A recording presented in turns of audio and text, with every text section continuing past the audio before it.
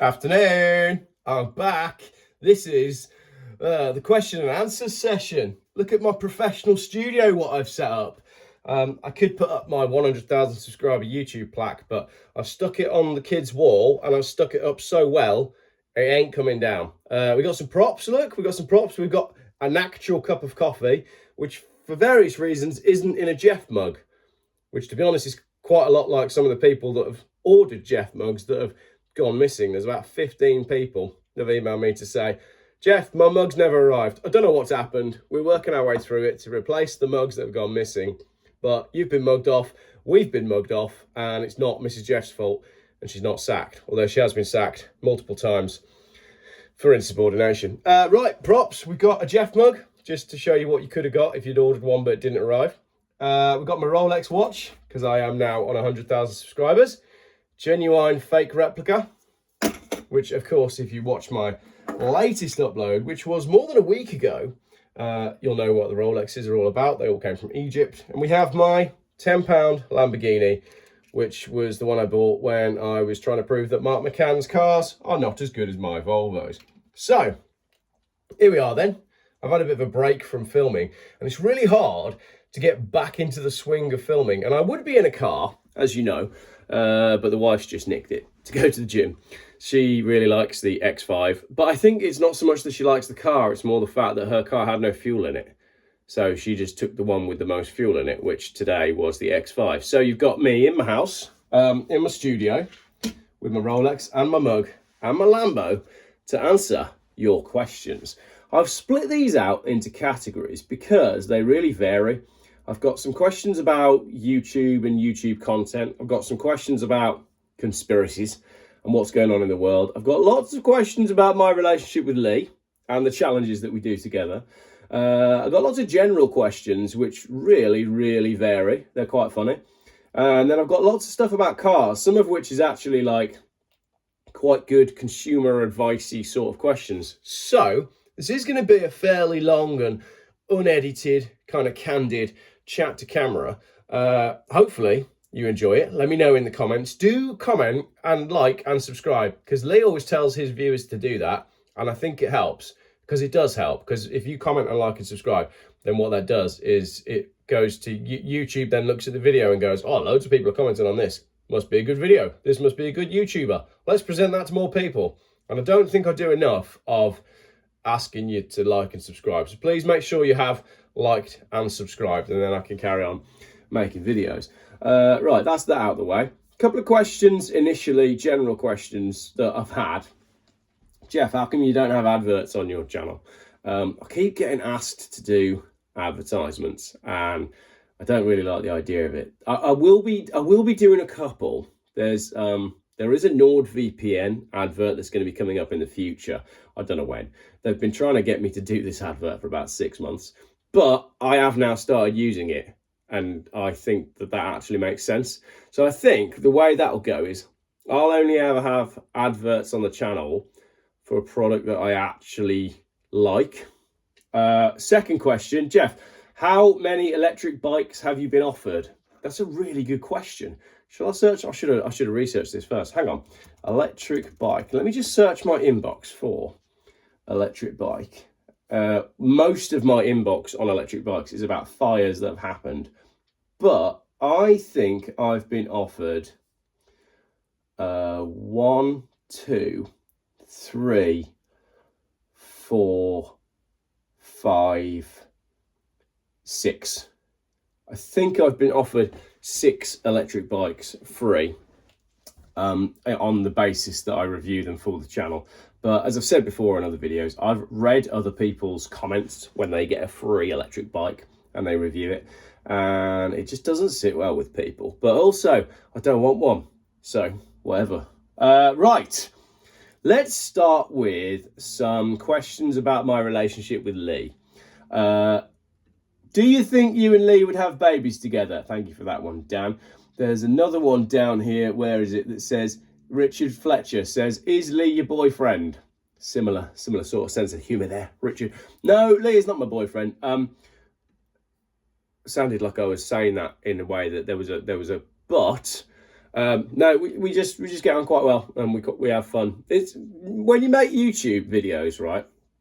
I'm not saying it's lonely, but it's always just me in it, and it's quite good fun when you do stuff with other people. Plus, our challenges have been really quite well received. So no, he's not my boyfriend, and we won't be having any babies. But there have been a lot of questions about that. User ZC something says, who provides the Vaseline, you or the crap master? Thank you for that one. We both take our own. What is the road trip breakfast, says Tea Break. That's, well, just a full English, basically. You've got to have a proper full English after you've had a road trip. And most of the places we stay do a full English. You can watch all of that on Lee's channel. I don't review food on my channel, but all of that stuff is over on Lee's channel. And if you haven't watched the foodie stuff from that road trip, there's 3 to watch.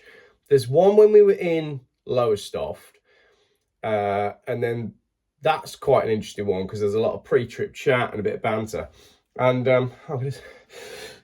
Corona. Told you this was an unedited video. I'm still ill. I've been ill for like a month. So there's the pre-trip chat, which was cool. That was when we were at Beefeater. And then there is the one when we were at St David's, which is cool because on the evening, I'm really drunk. So that's quite a funny one to watch. And we're talking about hunting calamari and the Norfolk Broads and all this sort of stuff. So the food reviews on Lee's channel, I think they're quite funny, but I don't think they really belong on my channel. Got my Crocodiles of the World mug. And if you can cast your minds back to when I actually got this mug, fair play. You've been subscribed since I've had, I think when I went to Crocodiles of the World, I was on about 8,000 subscribers. So that was a while ago. Coffee, by the way, in case you're asking. Did you go partying in St David's after your meal with Lee, says Ben. No, we didn't. We were shattered. We were both really, really tired after we finished vaselining each other up.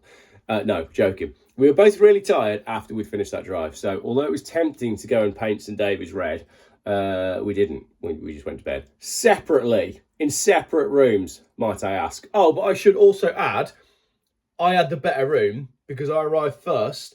And because I arrived first, I said, I've been doing a race challenge between an electric car and a diesel. I'm here first. Can I have the better of the 2 rooms, please? And the gentleman in the hotel thought that was hilarious and gave me the better room. What about a challenge where you have only to use diesel or petrol public transport against electric car to say somewhere like Paris? That's a good suggestion. We are, as I said in other videos, we are now finished with doing diesel versus EV. We've proven the point. There's no more videos coming on that, but we will start to vary things up a little bit. Also, my hat's been through the wash. Might not look it, but this is a very clean hat, and it even smells clean, which is nice because it got a bit haggard by the end of last year. So yeah, there's challenges coming up, but they're not going to be the ones we've done because we've done them all. Right, Andy says, I'm disappointed you didn't stick with the TomTom route. You would have probably beaten the Mac anyway and driven a petrol vehicle as well. Give those EV losers a chance of winning. Nope, they still wouldn't have a chance in hell. By the way, we are having a rough time down, where's the rest of that comment? Here in Australia, with the weather, as well as flooding and storms and thousands of people without electricity, but no one is saying how it's affecting people with EVs having to make a 200-kilometre detour without a charging station on every corner. I've been enjoying your and Lee's clips. Keep up the good work. So a bit to unpack there. Why didn't I stick with the TomTom route? Honestly, I was really worried that my choice of route would end up basically like ruining my Christmas. It was a couple of days before Christmas. I really, really didn't want to get, like if there'd been an accident or something on the M25, I could have really messed up there and been stuck for hours and hours. So I will admit now, with the benefit of hindsight, I could have stayed with that route and still beaten him, but I didn't. And if I had stayed with the, I've thought about this quite a bit actually. If I'd stayed with the TomTom route, I would have gone down south, and then we wouldn't have had the service station moment when we were at the same service station, which I personally thought was the highlight of that video. And then I wouldn't have run into the MG cyber stuck convertible either, because I would have been on totally the wrong motorway. And I was saying this to a friend of mine the other day. I reckon if it hadn't have been for me choosing the wrong route and then rerouting, it would have been a really boring video because it would have just been me driving to St David's. I'm sure other stuff would have happened along the way, but that's why I was quite glad that I didn't follow the TomTom route. I've had a few questions that are quite similar to this one, actually, which is, do you know anything about truck driving? Apart from how to slate us for doing our job, getting products on shelves, or in my case, plant machinery to wherever it's needed to advance infrastructure. Bearing in mind, most supermarket trucks are restricted to 50 mile an hour. Mine is 56, and there are a range of restrictions in between. Love the channel, by the way, but the last thing truckers need is more crap off car drivers. Got quite a lot of stick. Well, no, because it kind of went both ways in the comments on that one. There were a lot of truckers who were saying, come and give it a go if you think you're hard enough. And there were a lot of car drivers who were saying, totally agree. Most people who had driven on the A14 were kind of with me on that one, in that it is and can be an absolute nightmare. So, don't know. I'm up for doing something with trucks. I'm up for Geoff buys trucks. I think it's quite expensive to do your license, but maybe because I'm now an YouTuber who does professional things like blue tacking hastily printed signs to the wall, maybe I can get a discount on my truck license.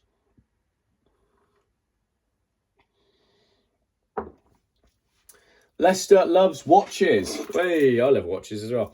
I actually really do love watches. I just never wear them. I've got a collection of watches. I've said this before. I even got a new watch for Christmas. It was like a £47 Casio, but it's quite nice. I need to take some links out of the strap before I can wear it. But yeah, I just never wear them. Even when I've got watches, I never actually think to put a watch on. Is it true that the original Christian soldiers only started marching because McMaster told them to? Yes, those rumours are true. Jam Man Jim 6914 says, have you and Lee considered doing the Plymouth to Dakar Rally? It's an event where participants aim to reach Dakar in a £100 banger. Tried it 20 years back. Me and some friends had our journey end in Seville before the Mark II Golf blew up. I would like to do a banger rally at some point this year. Yes, basically. I've wanted to do one for a long time. I have now got a hall pass from Mrs. Geoff to do one. I need to find a banger rally to book onto and then find a banger. But as you well know, that's the easy bit. Buying cars comes naturally. Clues in the name. That one, not this one.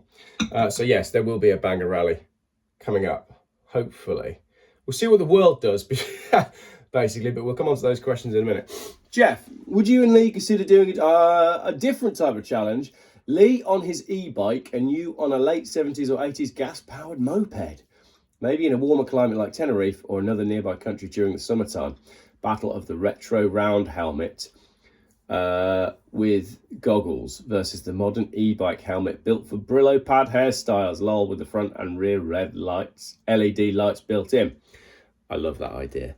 I'd really like to get a little retro moped or motorbike. So yes, I like that one a lot. Another one here says, how about taking your HGV test? Thank you very much, covered that one. You and Lee in an EV smart car. Another and an EV Mini, just a 100-mile challenge. And then part 2, same cars, not EVs. Oh, I quite like that. Yeah, definitely.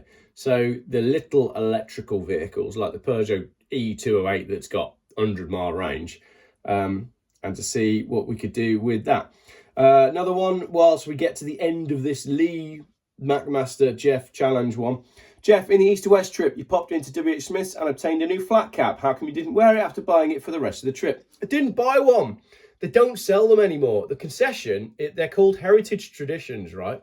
And they used to have concessions in WH Smith service stations. They don't anymore. So I wasn't able to buy one. However, I've emailed Heritage Traditions and I am now an affiliate. So not only are they going to send me some freebies, because I have been promoting them for 3 years, but if you click on the link in the description, you can buy a flat cap and I get, I don't know what I get a token or a voucher or half a Bitcoin. Although half a Bitcoin, that would actually be a real thing. And I am going to do a video on cryptocurrency in the coming weeks and months. And I may even be launching Geoff Coin. Stick that in your wallet and smoke it.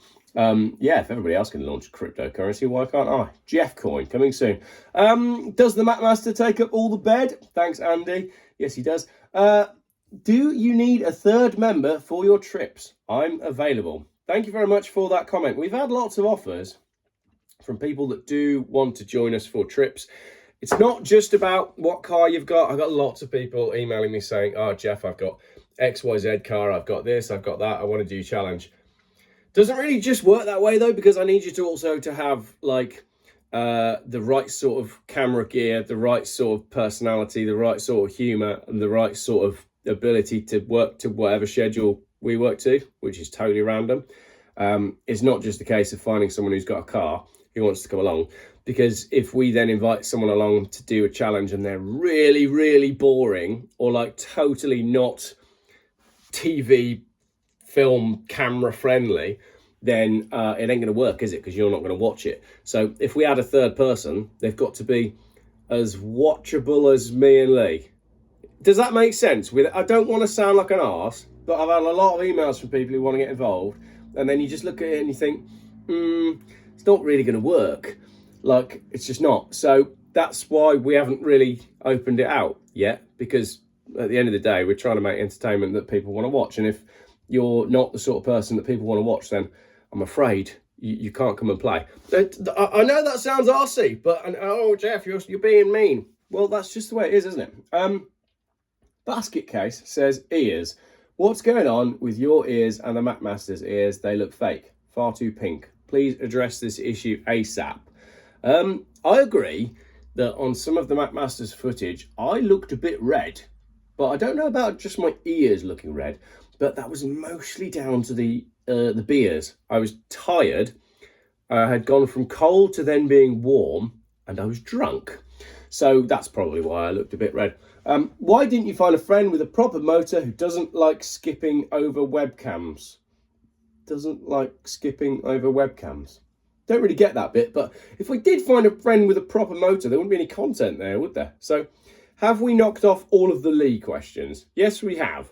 I think that's pretty conclusive. He's not my boyfriend. We don't share a bed, and neither of us uses any Vaseline. Thank you for all of those questions about that. Right, moving on to part 2. The coffee's cold. Was it cold already?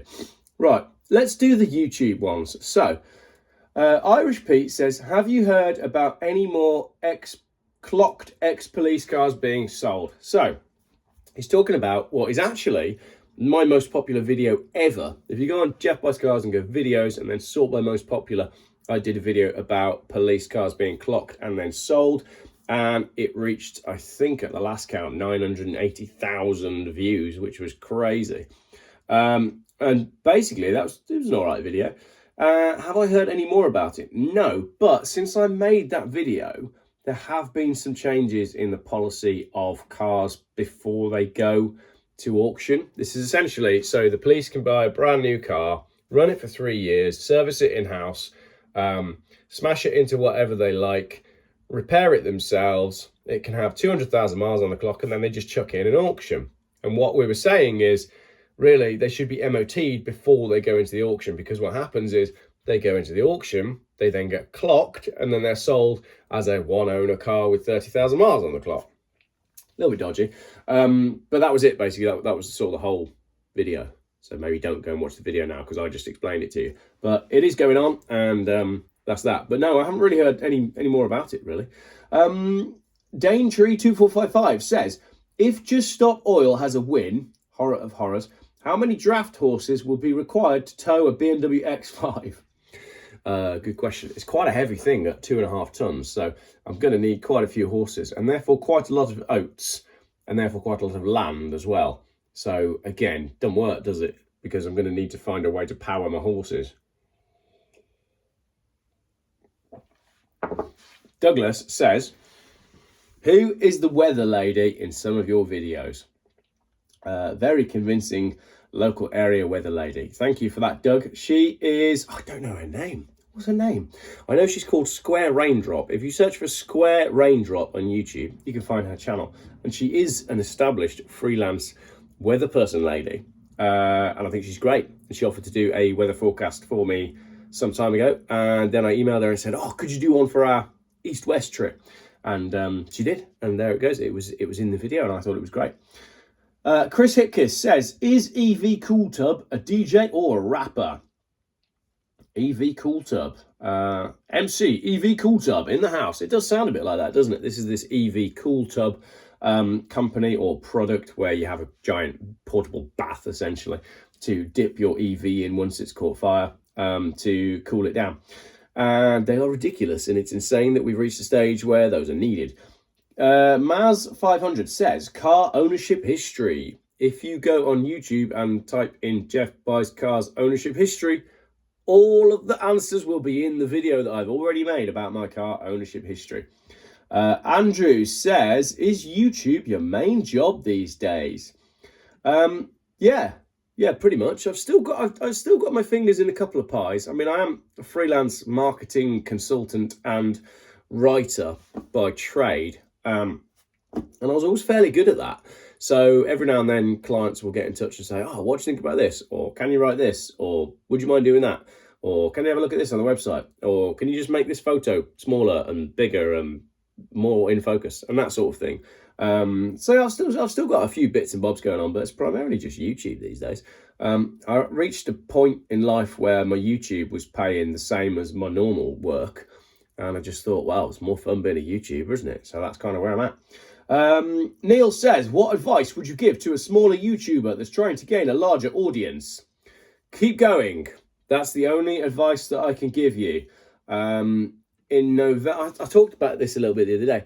In November of 2022, so just over a year ago, I got to a point where I think I'd reached 7,000 subscribers, and I just felt like no matter what I did, nothing was changing. Like, views weren't really going up. And by that point, I'd been running the channel for 2 years. And from where I saw it, I've seen all these other channels that, you know, buy a car, do something crazy with it, and then they get a big following and they grow and they, you know, that they end up doing that for their job and make some money. And by that point, I'd already I'd made the touring car Volvo. I turned a 600 quid Volvo into a show car, touring car, done that one. I'd done the shark attack response vehicle, where I basically did a very mild restoration on a Toyota Hilux and covered it in stickers and made it look like a really cool monster truck. I'd done the Volvo V70 California, where I chopped the roof out of a Volvo and then displayed it side by side at a car show with my race car. And I'd done the Citroen Zara Picasso, turned it into a sandpit. And I'd done all of this stuff and spent loads of money doing all of that. Loads of money. I mean, yeah, it's easy to say, oh, Geoff, you're making a living out of it now. It's like, yeah, but do you know how much money I spent on my YouTube channel in the first couple of years? Like, and the amount of time that I lost and family time that I lost and jobs that I lost because I was so obsessed with making videos. It's very easy to say, oh, I'd do it all over again, but I don't think I would. Looking back now at how much time I used to put into the videos to get like 1,000 views, it was just, I don't know, that was my mentality back then. I was just obsessed with it. Anyway, so I got to a point where I just thought, I've got to stop this now, like a drug. That's how it was. That's how it was. In the November of 2022, yeah, 2022, I was honestly having a word with myself and saying, right, you need to give this up. This hasn't worked. It's not contributing anything to your mental health, anybody's well-being, the family, your wallet, nothing. You've tried it and it hasn't worked. So call it a day. And then I think I lost one of my freelance clients. And it was just before Christmas. And I just figured, all right, I'll just make some more videos and then I'll look for a job in the new year. And I changed the style of the videos, basically. I started making videos about the low emission zones. And instead of me buying a car and trying to review it and trying to be like Clarkson, trying to be Top Gear, trying to be every other YouTuber, I kind of did my own thing where I sat in a car, read an article, explained it to people and added my own bits on the end. And people really liked that style. And there's a part of me that just thought, this is nuts. Like, all I'm doing is I'm explaining articles that anybody can go and read, and I'm adding a bit of commentary. Why is it that there's a market, if you will, a viewership for these type of videos? And a friend of mine, who was actually a client who I used to do some work for, texted me and was like, you're the best at it. Like, you're so good at explaining this stuff in terms of what it means for real people and breaking it down and adding these extra bits, you have a real talent for just describing what's going on and presenting it concisely. And I was like, oh, right, never really thought of it like that. So I changed the style of the YouTube videos, and then I just sort of kept rolling with it, and it kept sort of getting bigger. And I was like, oh, okay, maybe I have found something that actually works, and then maybe I got a little bit hot on the algorithm. The other side of that is, I think I was making not very good videos. Like, I look back at some of my older content now. Some of it I look back and I think, that was all right. Why wasn't that video very popular? But I also look back at my own videos from the earlier days, or not even the earlier days, like after a year, and I just think they weren't very good. So there's an element of that as well. Like, I know when I'm making a video if it's going to be any good, and you have to get good at editing yourself out. This is an unedited video, so this doesn't count. But like, nobody wants to watch you. In the early days, nobody wants to watch you. Nobody's interested in all the long breaks and all the long pauses and the bit where you can't quite set the camera up correctly and the bit where you mumble something and there's bits that are shot in the dark. Like, nobody's interested. Cut it all out and try and get to the core of what your video is about. When you're more established and you have a following and you have a subscriber base, that's where then you can get away with a lot of stuff that you can't in the early days of making YouTube videos. So when I make longer videos now, I know that it's okay because I know that I have people that understand Geoff Buys Cars, understand me, understand the channel, and know where I'm going with something. And if I've left something in quite long form, you'll know that there's a reason for it, because I'm trying to tell you something, or it's the way it's been edited. But in those early days, it's absolutely critical. People are quite fickle, basically. They don't want to watch it. So although people will watch longer form videos, you got to keep it real tight. And also ask yourself, is my content actually interesting? Like, who am I making it for and who wants to watch it? And if you'll find yourself making a video thinking, I don't actually think anyone's going to watch this, then don't make it. It's as simple as that. But then don't listen to me, because I don't know. Because Mr. Beast would say something different and other YouTubers would say something different. Maybe there's some really, really boring YouTube channels out there that have been boring since day one. I'm not sure. I just look back at some of the stuff I've done and I kick myself. But I think maybe that's human nature as well. Maybe we do look back at some of the things we've done and say, oh, I would have done that differently, or that differently, or that differently. I think probably what held me back was too much political ranting too early on. And I think during Corona, whereas some YouTube channels were getting pushed out on the algorithm because they were all positive and they were good at keeping people at home and keeping people watching, I wanted to end the lockdowns and hang all the politicians. So that's probably why my YouTube channel didn't pick up around that time. That was a bit of a long answer to that question, wasn't it? Joshua Rush, did you ever think or hope you would reach a US audience? I never really thunk or hoped anything, to be honest, Josh. I never started YouTube with a view to like be something. I was doing some fun stuff that I perceived to be fun with cars, and I'd buy a car or sell a car and meet someone interesting. And I'd always thought for years I should film the stuff I've been up to. I think, to be honest, if I'd filmed the stuff I was up to in 2016, in the early days when I was buying and selling cars, and I was like, no kids and probably hanging out with some dodgy people and getting into some really interesting situations, probably would have gone viral quite early on, but then again would have got me in trouble. So I don't know.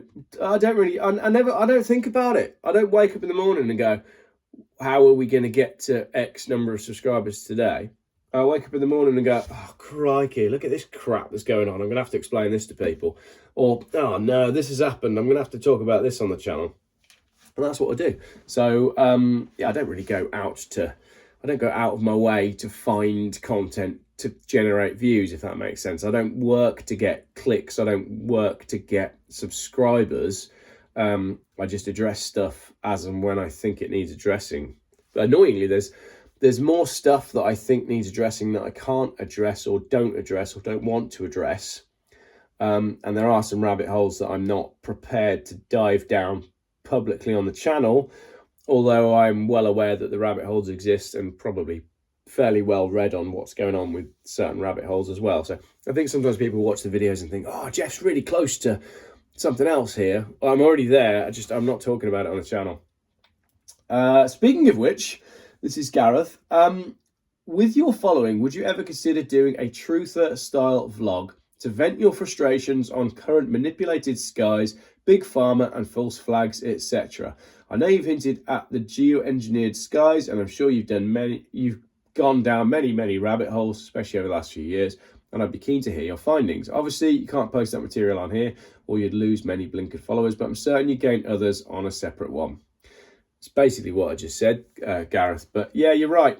You're right. But also as well, what I struggle with is it puts a real strain on you to always be dealing in that area.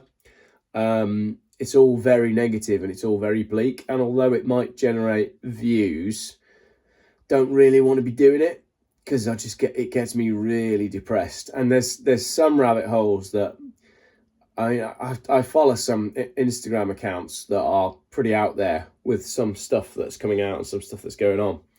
And one of them posted an image. I don't even want to go into it because it makes my stomach turn. But one of them posted something just before Christmas and it like killed me.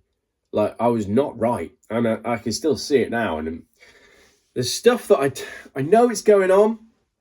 I wish it wasn't, but I can't deal with it. And I don't know how people do. If you're the sort of person that can go down these rabbit holes and go, yeah, fair enough, and then get on with your life, I don't know how people do that, because it's too much. And at the same time, like, how do you find out that a certain sort of thing is going on and then not want to stop it? How do you like look at all this crazy stuff that comes out of wherever and go, oh yeah, that's fine. Just gonna make a coffee, darling. Do you want a cup of tea? Like, it just doesn't compute with me.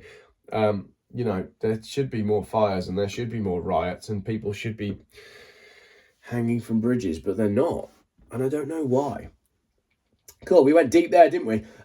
Michael, during the hottest year on record, did you know the polar regions got bigger and colder? It was apparently the hottest year on record, apart from, I don't think they have any scientific proof to say that it was actually the hottest year on record. And I was there. It was rubbish. All of last summer was rubbish. The skies were so bad for the entire summer that we booked a holiday to Rhodes, which was supposed to be on fire. That's why we went. So yeah, I can believe that there is more ice anywhere than ever before because we're basically being told lies every which direction that we step. I mean, I've started to feel a little bit down just thinking about some of the stuff that we've just been discussing. So we'll get on to some funny questions in a minute. The Johninator says, in your opinion, why hasn't this country seen a nosebleed? They're getting to me. I've been having nosebleeds lately. The Johninator, in your opinion, why hasn't this country seen mass uprisings, civil disobedience and riots? I don't know. I think it's two things. One, the people don't realise how close we are to complete totalitarian tyrannical rule. I think most people just don't have a clue.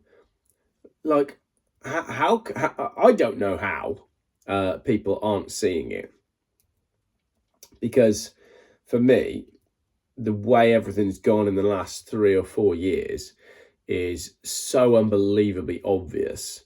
So I don't know. I think it's a British thing, you know. We like to stand in line, we like to wait our turn, we like to be polite, but as I said, like, we're long past the point where people should have been strung up from bridges. But it hasn't happened, has it? And they're all still in power and their mates are all still getting money and they're all getting away with it. And no one's like, there's been no repercussions for any of it. So don't know why. Alive Raptor says, could you interview the Blade Runners, heroes of freedom saving us from 15-minute prisons? Anonymously, of course. Happy to, yeah. I don't think they need any publicity, though, really. I think what's more important is that they keep getting on with their job and keep recruiting more people to help them. Paul says, if we get to the stage when only EVs are for sale, How soon do you think it will be before the UK starts to experience electricity blackouts due to insufficient electricity generating capacity?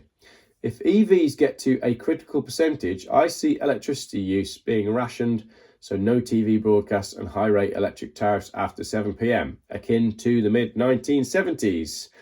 I'm going to answer that at the same time as dealing with a second question, because the second question here is, will there be civil war in the USA this year? Now, I don't think the goal was ever to get everybody from their car to an electric car.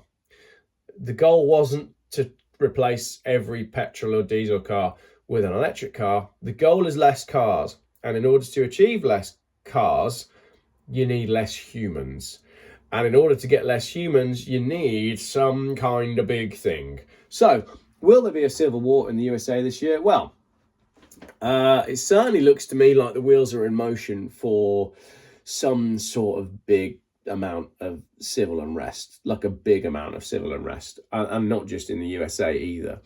So if you're on board with some of the stuff that's been going on in hotels, for example, in the UK, something that I'm not prepared to talk about on the channel, but other people do, then I think we should be highly concerned, because I've also been seeing that health insurance policies in the USA have removed, basically I think they've removed civil unrest and like unexpected stuff from being covered under their policies.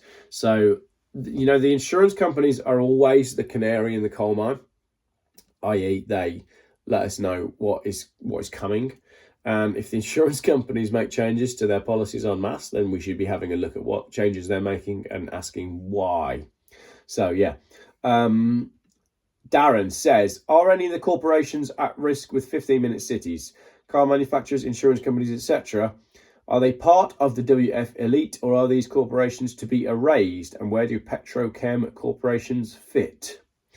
It's a very good question. I don't know, I've often wondered this with these plans that we've got coming down the line at us, and what it actually means for, you know, companies and workforces. And I think we're seeing it a little bit with the car stuff. So, you know, governments say we want to stop making or selling petrol and diesel cars by 2030. It took a long time. I thought it took a very long time for the German manufacturers to go, hang on a minute, that's not going to work for us. And I feel like unless all of these corporations are owned by the same investment companies that are effectively owned by the WEF, then they will stand up to it. My concern is that most of the world is owned by two large investment companies, and they are happy to let everything crash and burn whilst taking control of what's left. So I don't know on that one. I don't know. We'll see. We'll see where it all ends up. Right, getting to the end of this bleak section now. Geoff, I've often wondered why vegetarians can't have wooden flooring in their houses. What's your thoughts on this? Is it because it's got laminate flooring, lamb in it, vegetarian? Yeah, I like that one. Good one. Thank you very much. That one lightened the tone somewhat. Where would we be in society? Question from John Singh. Where would we be as a society if little boys didn't make brum brum noises when playing with toy cars, or make meow noises when they are sat at the steering wheel pretending to drive? You can add little girls too, but my daughter has never been that interested in cars when she was younger. Great point. Absolutely great point. Yeah, don't know. This has occurred to me. I mean, I was joking around with the fact that there was a electric car meet at Caffeine and Machine. Oh, well, I'm meeting Lee there tomorrow, actually.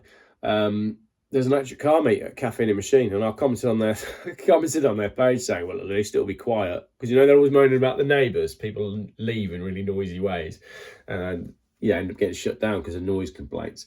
But yeah, don't know. People just don't relate to electric cars the same way they do, and we're going to lose something. But then again, you know, talk about little boys and brum brum noises and driving cars and making noise. The goal has been to remove all of the stuff that boys particularly like for some time. So it's not just about cars, is it? It's everything, and it's outdoorness and everything that involves testosterone and makes a boy into a man, traditional man. That's all been outlawed, hasn't it? And yeah, I think it's really important that give your kid an axe basically and teach him to chop wood. More questions when I think about them. Mama, yes or no? Yes. Finally, if you want to laugh, go buy some Flora vegan margarine. I don't think I could. Also, nothing is called margarine anymore. It's now called spread. There's a conspiracy if ever I heard of one. I'm trying to educate some family members about all this. Last one in the conspiracy section of this video. What are your thoughts on the scrappage scheme for ULEZ? Terrifies me that good cars like my dad's diesel V40 would be eligible, as it's a car with so many miles left to munch. Why throw away a perfectly good car? Because they don't want you to own a perfectly good car. They want you to lease one that you can barely afford, that they can switch off when they want to.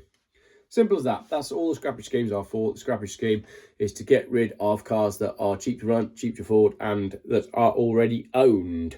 That's what the scrappage scheme is for. It is a giant scandal. Thankfully, based on the fact that many of you are with me on this, I think people realise. The people will see, as per the poem that I wrote that is now no longer on YouTube.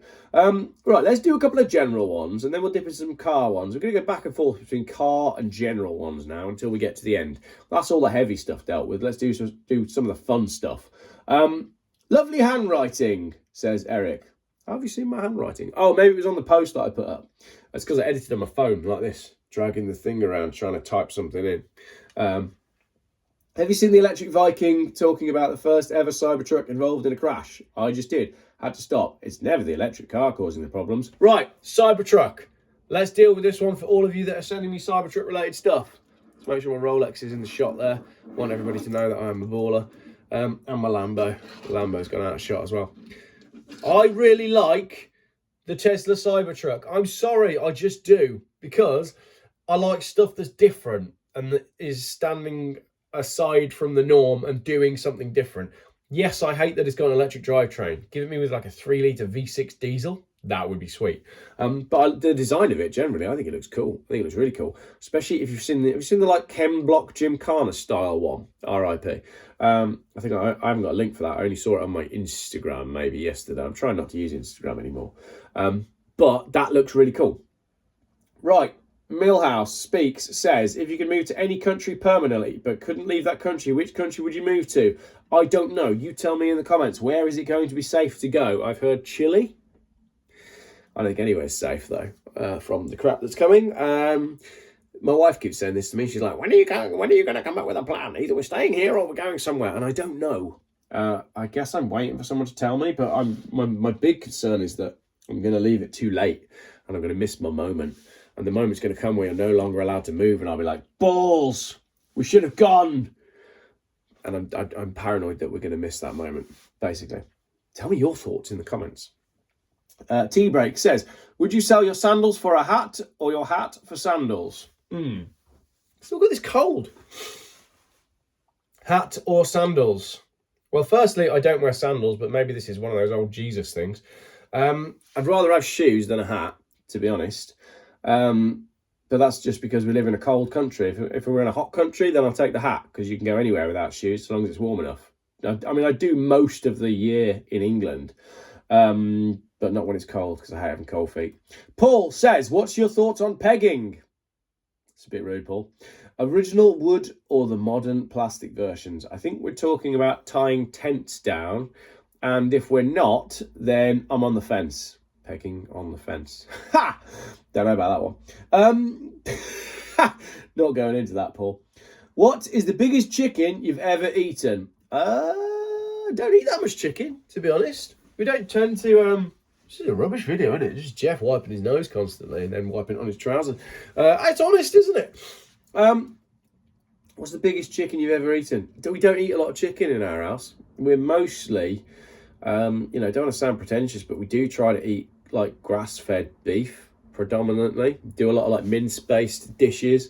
Last night I did a really, really good, what was it? It was like a sweet chili beef thing.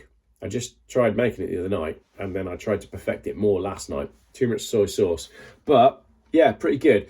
Trying to eat healthy at the minute. So I've been eating a lot of deer, actually. Again, that sounds really pretentious, but I listen to a lot of Joe Rogan, and Joe Rogan is always talking about eating deer. And then one night, well, I think I was a bit pissed, actually. I was like, oh, I'm going to buy some deer. I'd probably just been paid as well. It was like just after payday. We've been listening to Joe Rogan. I was back at home. I was probably having a whiskey. And I said to the wife, right, I'm sorting food out. And I found a company that sells deer, like in bulk quantities. And I ordered a load of deer, and we're just working our way through that was in the freezer. And I've been thinking about, like, I fancy the idea of doing a second YouTube channel for, like, farting around. So, you know, Lee's always like, oh, Geoff, you're really good at reviewing food. And I'm like, yeah, I don't mind reviewing food, but I wouldn't want to put it on, like, the main Geoff Buys Cars channel. And then sometimes when I'm barbecuing or when I'm cooking something, I want to be like, oh, this would make a good video, but it wouldn't suit the main channel. So maybe there needs to be a second channel. And maybe this is where I went wrong, because I did start a second channel to do car stuff, and then I got bored of that anyway, because I don't always like making just car videos, because as I said earlier on in this video, I find them quite boring. So maybe we need to do another YouTube channel called Geoff Farts Around, where like I can just mess with whatever I'm messing with and tell you about it. Because that could include like health and well-being and nutrition, all the cooking stuff on there as well, bits about prepping and like equipment materials. There could be some product reviews on there. That'd make more sense.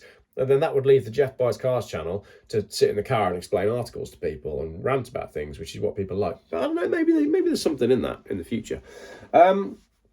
Sierra November Kilo says, flat or globe? If the latter, donut, torus, or egg shape?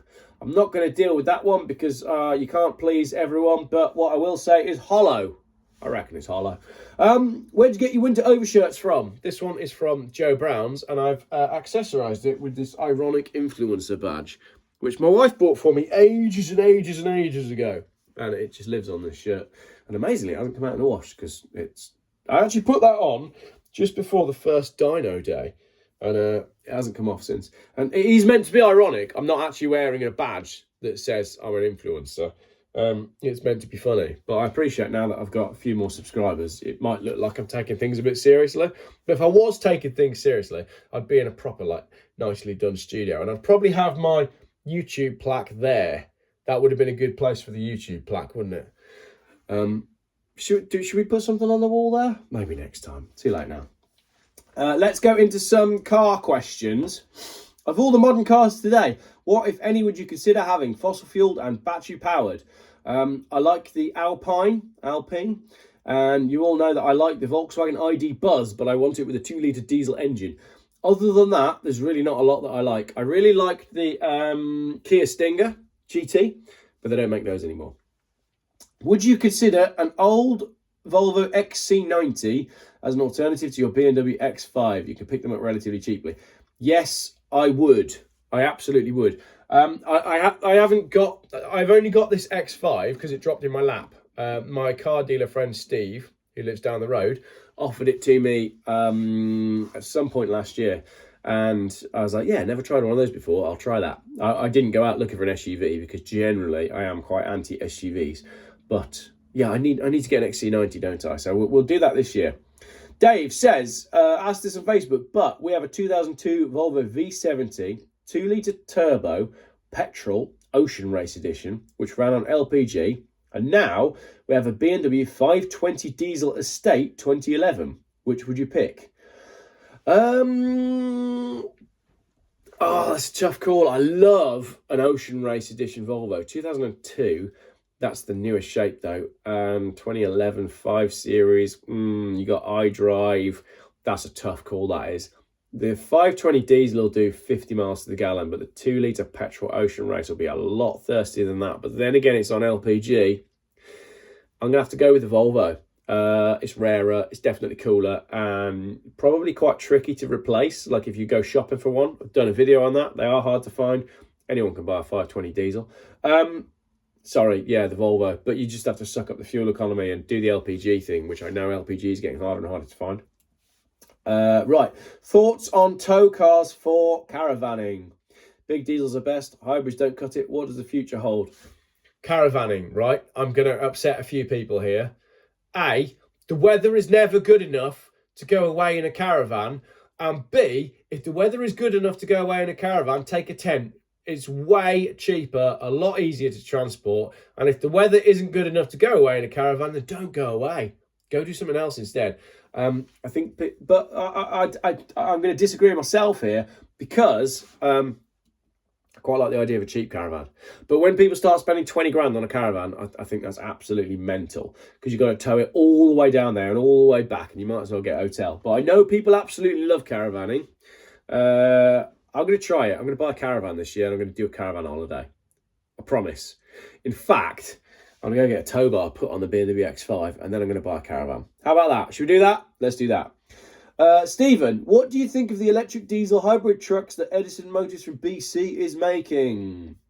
Can't comment. Don't know much about them, but I will look into that. John, how long do you think it will be before most car journeys will be autonomous self-driving taxis because it will be cheaper than owning and running a private car? No, John, you're being far too optimistic. I think the correct question is, how long do you think it will be before private journeys over long distances are either operated on some sort of token system, i.e. you can only take a certain amount per year, or just banned entirely? That's where we're headed, and that's what people need to realise. The move from electric cars, the move from petrol and diesel to electric is not about having the same level of mobility. It's about having a much more restricted version of humanity as we know it now, and people need to realise that. Soapbox. Bus_coach_spotting. Are you going to keep your Volvo 850 TDI or are you going to sell it? Please don't sell it. I'm not selling it. I love that car. It's a bit broken at the minute. It's not boosting. And I need to do something with the rear axle because they can't track it at the minute. I can't track it to make it go in a straight line because some of the bolts in the back are rusted and no one wants to undo the bolts because if they undo the bolts, it might need to do some parts, and then parts might need an axle, and then it's not boosting as well. So I'm going to get that car back on the road this year. Currently, it is sawn, parked in my storage farm. I wish I owned it. But no, I won't be selling the Volvo 850 diesel. And also, if I did, then the kids would be really upset because everybody's quite attached. How'd you get on, babe? Did you use all the diesel that was in the BMW? Good. Can I have a diesel Volvo with a tow bar delivered free to my doorstep with a nice card attached? No, I didn't think so, but you did say. Nice one, Red Pill Rachel. No, I'm not giving cars away for free at this stage. However, make a tea. Time. We need to go. It's like a really bad game of charades. Yeah, I won't be too much longer. However, I am going to do a treasure hunt this year. If you've been watching, if you've watched this whole thing, fair play. I'm going to do a treasure hunt. I'm going to buy a car and I'm going to make a video about it. Then I'm going to leave the car somewhere. And then there will be a clue in the video as to where the car is, and the first person to get there can have the car. I think that'd be fun. More on that soon. Silent the Slipper says, I suggested on Twitter that you buy a BMW X5 V8. Are you going to? No, because a BMW X5 V8 wouldn't give me any advantages over the diesel one that I've got. It would just cost me more money to run. So, no, I'm quite happy with my 3-litre diesel. Roger, as a follower of your channel for old cars, how new is a car allowed to be for you to consider owning it? I own an 8-year-old Mini Cooper John Cooper Works and would consider that at the very least to be middle-aged. Good question. My 320 diesel is 2008, so that makes it 15 years old, and I don't like it. It's too new. So I guess that's the answer to the question. Emily May says, what are you going to do if you can't get rid of the Cortina? I don't know. I'll take an offer on my Cortina. This is my 1967 Ford Cortina 1500 GT that I bought when my friend Lyndon was going to put it on the road. And then he decided after I bought it that really he just wants to sit at home and play PlayStation games, which is fine. Absolutely fine. No, his priorities changed. And basically the Cortina is now not getting built. And I was sort of left with the bill. I don't want it. Probably weighs about a ton, 200 pound a ton. So make an offer, basically. I don't want anything to do with it. Julie says, have you been to a drive-in movie? What would be your dream car in such an occasion? Mine would be a brown, backwards parked El Camino with a mattress or low-rider lawn chairs. I like that idea, Julie, but unfortunately we live in Britain and it rains every day. I'd love an El Camino. I do kind of dream about an El Camino. For some reason, I've got a thing for American cars. As you know, my dream car would be a big station wagon. I keep looking, but I can't find one. Dave. Hi, Geoff. Love the channel. Oh, that's the same question, actually, as that's the V70 Ocean Race versus 520 diesel question. I've already dealt with that one further up. David, another David, says, sports exhaust on the Renault. Yes. And a roll top opening sunroof, all of which will be coming soon. Tom, what do you most want to drive in 2024? And the cheeky second question, favourite dinosaur? T-Rex, obviously. Everybody loves a T-Rex. What do I most want to drive in 2024? I don't know, actually, because I don't get hung up on supercars, or I'm not bothered about McLarens or Ferraris or Lamborghinis or anything like that. I don't know, maybe an older Ferrari. It'd be cool to drive an older Ferrari, like a 328 or a 355. That'd be pretty cool. But not really that bothered about all that sort of stuff. Stu, what went on with the diesel Mercedes after the buyer you sold it to wanted to return it? Yeah, the diesel Mercedes, the broken diesel Mercedes, right. And there's someone else that said, what happened to the Mercedes CLS? So here it is. Oh, the light's going really weird. What happened to the Mercedes CL? Can I make the light on me? No. Get a studio, Geoff. What happened to the Mercedes-Benz CLS? I put it up on Facebook Marketplace for £1,500, which is approximately half the price of a good Mercedes-Benz CLS, knowing that it needed some work, and I put out an honest listing saying that it needed some work. I then got more messages than I've ever had on any car I've ever sold, ever. Even at 1,500 quid for a broken car, it was half price, basically. They're £3,000 for a nice one, and mine was a nice one, apart from the fact that it needed a bit of work. I could have sold that car 100 times over to someone that wanted to fix it, because all these people were messaging me, predominantly Eastern European, because those are the sort of people that buy big Mercedes. I don't know why. Anyway, the one guy that did buy it basically said, I'm coming down from Scarborough. Can you hold the car for me? So I did. He came down. We agreed a price beforehand. Then he came down and he haggled. Then he drove it away for even less. Then he got back home and spent the next few days abusing me in every possible way and asking me to send him money. It was a nightmare, and it's really frustrating because I could have sold that car to anyone. And the listing said everything that you needed to know. And also in the videos, you can see how much the car was smoking in the videos. But I think he thought that he was I think he thought he'd found someone who had accidentally listed a very good Mercedes-Benz CLS at half price, instead of finding someone that knew exactly what they had, which was a Mercedes-Benz CLS that was a bit broken and was therefore half price. So I did end up making a little bit of money on it in the end. And I did, I'm not getting into it, but yeah, the whole thing was frustrating. Yeah, just annoying, really. That was really annoying. Charlotte says, did you name your first car? No, I don't think I did, actually. I don't think I did. But it sounds like you had a Fiesta, and my first car was also a Fiesta. Craig says, if you were unlucky and won an electric-powered car, would you sell it, keep it, or invite your friends around for the eventful barbecue? If I won an electric car, and I did enter an Auto Trader competition yesterday to win an ID Buzz, I'd sell it. I wouldn't want it to hang around, but I'd probably do something with it first, like a fun video. Look at that, my nose just will not stop running. What a terrible video. What happened to the Range Rover you bought? Not heard you mention it for ages. I got rid of it, Simon. Baz, of all the cars you've sold on or Jeffled, which is the best in your opinion to the point you regretted selling it on? Green Volvo 850 T5 that came from George. Just because it was really, really fast. I quite like that one. Carl, if petrol's £1.50 a litre and my car has a 2 litre engine, why does it cost so much more than £3 to fill it up? Good question, and many people often wonder that one, but basically it's all to do with the capacity of your pistons and not the capacity of your fuel tank. Robbie, why does Tesco fuel not take you as far as all the others, litre for litre? Ask me in the future when I'll be doing a video on that. Simon, what's the most you spend on a Bang&Olufsen car? I have a Bang&Olufsen Maserati Gran Turismo for a fraction of Lee's tin can. I generally can't spend more than £2,500 on a car because there's so many good cars that are available for less than £2,500. So that's about where I'm at with it. Supercar Speeders says, any more Smithy Volvos planned? No, I've done that one. Gonna do something else next. Dunkelzeit, is that for me? We need to go. Thank you. We need to go. We don't need to go. Substitution. 5 minutes. Literally 5 minutes. Favourite car you bought for the channel and why it's the X5? Great comment. I quite like that. Yeah, that's all the stuff that was on this desk. It's fine. I'll sort it out later.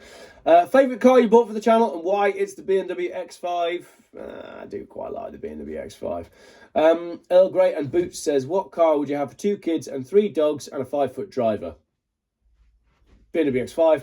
I appreciate they don't get many views, but I do miss the Geoff car reviews, says Chalky960. Any chances of more coming in the coming months? Yeah, there will be, also when it gets warmer. Andrew says, what happened to the CLS? Dealt with that one. Lewis says, if you had £10,000 to buy any car, what would it be? £10,000, not a huge amount of money to go and buy a dream car, but I do fancy an old Porsche 996 911 convertible. Just do. Right, some general ones. What's your favourite band? Jimmy Eat World and or Death Cab for Cutie. John, have you ever put diesel in a petrol car? No, I haven't, but my wife has. My wife once put a full tank of petrol in a BMW 320 diesel. That was an expensive day, wasn't it, darling? T-break. What do you call a deer with no eyes? No idea. Stevens Paul, are we alone in the universe? No, I don't think it's possible that we are. Richard Howard, do you wish you were a little bit taller? Not really, no. I wish I had better teeth.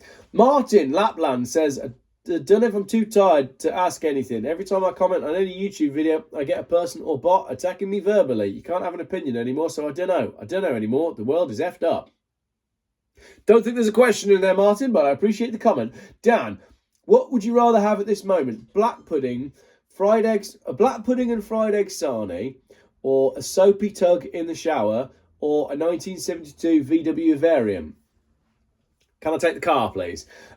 Simon, Google Maps or Waze? I just use Apple Maps, but it's mostly because I'm lazy. Taylor, call me stupid, but what do you do or have done as a job? I've done loads of things, including being a dinner lady. At one point, I genuinely was a dinner lady. I've been a lifeguard. I've taught surfing. But these days, I don't do much of that. Yeah, that's the parking ticket that we lost. But it has now been paid because it was a council one. They're the only ones you need to pay. Tony Goodman, what is the capital of Peru? Isn't it Lima or is it P? Madison Jones, I thought you might have a T5 for Cornwall, as in a Volvo 850 T5. Might have one for tomorrow, but we'll see. Julie, does your wife have a collectible hobby too? Darling, do you have a collectible hobby? No. Jumpers. She likes jumpers. Erwin Morrow. Bags. Bags. You definitely have a bag problem. Yeah, but only for canvas bags. Canvas bags. Tim Minchin. Take your canvas bags. Take your canvas bags to the supermarket. If you haven't seen the Tim Minchin canvas bag supermarket song, open up a new window and search it up on YouTube. Tim Minchin canvas bags. Brilliant. As I'm a farmer, the main question is, have you ever driven a tractor? And what's your favourite make of tractor? No, but I reckon, right? I reckon if I drove a tractor, I reckon it'd be all I'd ever want to drive. Because basically it'd be like the BMW X5, except it can go more places. So in the coming apocalypse, which there will be, I reckon you need a tractor. Steve, if you were a fish, what fish would you be? Hammerhead shark. Andrew, given that God is infinite and the universe is also infinite, would you like a toasted tea cake? Yes, please. Matt McLaughlin, do you still get a burning sensation when you go and have a leak? Only if I've spent the whole evening before drinking single malt whiskey. Austin Macy, breast or legs? Breast or legs, babe? No idea. If it's chicken, wings. If it's a lady, can I say both? I like both. Who shaves your head, says Julie. The man at the Turkish barbers in Malvern. Every now and then. Sometimes I do it myself. Douglas, salt and vinegar crisps or beef flavour crisps with larger, serious question, my friend. Where's the larger, more serious question? But salt and vinegar beef flavoured crisps are always naff. Nicola Luff, what is the meaning of life? Or, of all the cars you've ever driven or owned, which one do you most regret not having now? I think I've covered the car one. Meaning of life is to be happy, like enjoy yourself and enjoy the world and keep yourself fit and healthy and be something that other people don't hate. Don't be a dick. I'd like to get... this is all right. Final anecdote. I honestly won't be long, darling. We had my granddad's funeral. We buried my granddad not too long ago. It's 2 o'clock now. I know it's 2 o'clock. We're all right. We'll take the washing. All right. Right. What a terrible video. Final anecdote. We buried my granddad not too long ago. And my granddad was a bit of an interesting character because basically he spent his whole life having my nan do everything for him. So when we were kids, he was ill and he would sit in his chair and that was it. And he was a very strange character. And he had all these hobbies. He had a photography hobby, but he never produced a picture. He had a watercolours hobby, but he never produced a painting. So when it came to it, and he used to like take things apart with a view to fixing them. And like everybody can remember, all the family were there and they were all sharing anecdotes at his funeral. And everybody can remember him taking things apart, but no one can actually remember him fixing anything ever. And then there came a point where at the funeral, I think his brother was trying to give away his watch, right? My granddad's watch, you know, sentimental value. And I like watches, as I've said. And it was like a Casio, but not like a retro cool Casio, just like the crappiest Casio watch that you could ever possibly imagine. Like I couldn't have even worn it in like an ironic cool way. It was just terrible. Like the least cool watch you could ever possibly imagine.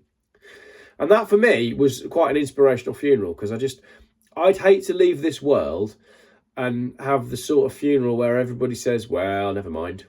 And then like the fact that, like if you couldn't even give my watch away at my funeral, I would consider that a fairly failed life. I think I answered that question. Right, last few. Do you hug your passenger seat when you reverse? Is there any other way of doing it? And it's really hard to reverse in a left-hand drive car because you're hugging with the wrong side of your body. Pete Ivory, if movement causes friction and friction causes heat, how long would it take to F a bucket of water to boiling point? Start a YouTube channel, Pete, and that could be your first video and we'll find out. Tony, what is the air velocity of a swallow? I don't know. An African or a European swallow. Geoff, no, get fit, get real. Have you tried Vivo Barefoot? Love to hear your thoughts on them. Yes, I wear Vivo Barefoot shoes, but I find them quite summery and my feet get cold in the winter. And sometimes when it's raining, my feet get wet. And I want to try the Vivo Barefoot boots, but they're really expensive. So I haven't bought any yet, but I do like my Vivos. Since I got my Vivos, I have thrown away my Vans. I used to wear Vans trainers all the time. The Vans are now in the bin. Well, they're not. They're at the back of the house, soaking wet near the recycling, which is quite close to the bin. So yeah, no more Vans. I like the Vivos. Terence, what colour underpants have you got on? That's an extremely personal question, Terence. Possibly black. Henry, the last question. Which is the best Shire? I like all of the Shires, but I quite like Worcestershire Shire because it's the one I live in. However, Pembrokeshire Shire is definitely better. Right, that is it. That was 99 questions. Thank you very much, everybody, for watching. Took me a while to get into that one. Yes, I've still got a cold. Yes, my nose is dripping. No, it's not a nosebleed. Yes, I'm going to finish my cup of tea. Did you enjoy the video? Let me know in the comments what you thought of what I thought was a pretty badly produced, not very good video, but thankfully I've got to a point in my YouTube journey where I've got that many subscribers that probably someone watched it all the way to the end. And if you did watch it all the way to the end, then the code word for if you made it all the way to the end of this video is Geoff. I can't wait to find out more about the treasure hunt. Thank you very much for watching.